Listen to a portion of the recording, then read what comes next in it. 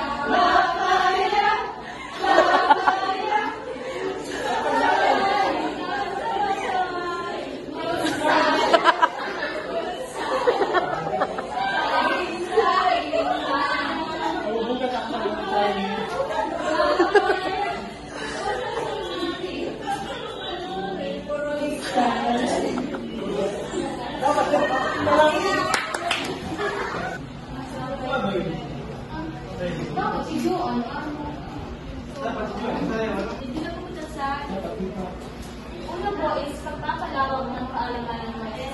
So sa oras po ito, inaasahan po namin na ang bangos ay magiging lang po na aking kaalaman patungkol sa kakulangan ng mga. So pagtutulungan para sa mga solusyon. So pagtutulungan po natin ay mas mahalaga upang magkaroon ka ng solusyon sa ilang problema na gusto natin solusyonan. Meron ka. So, pagpapalawak po ng kaalaman ay, dapat po natin alamon para, ay bilang magsasaka, na dapat alam lang paano masolusyonan ang problema ng sa ating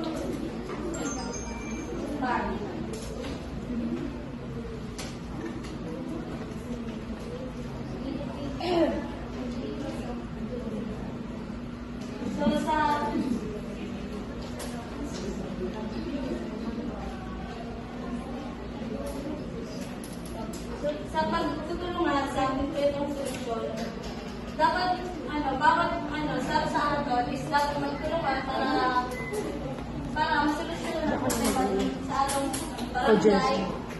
Kagaya po ng pagpaplano or para sa hindi po sa rehabilitation ng mga sistema ng irrigation. Hindi po, dapat mag-inspection po muna kita bago kita mag-kasto sa sarong palayan para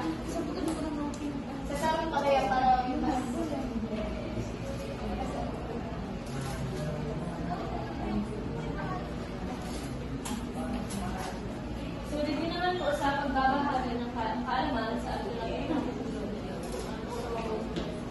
mahalaga po na ituro ang mga makabagong pamamaraan ng pagtatanim.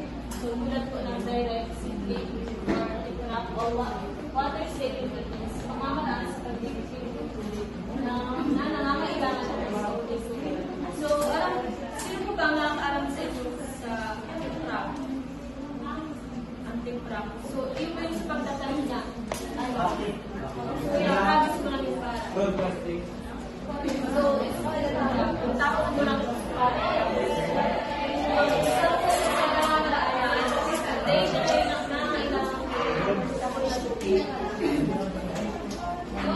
sa pag-uot sa so, magandang na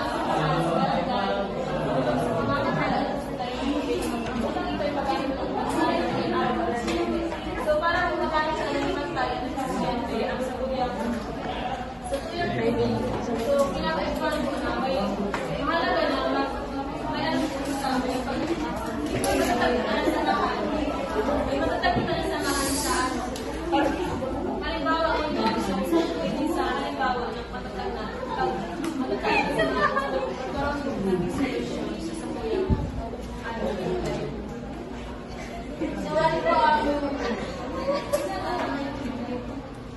pinaka-pangunahing ginagawa niyo para magkaroon ng tubig sa palayan?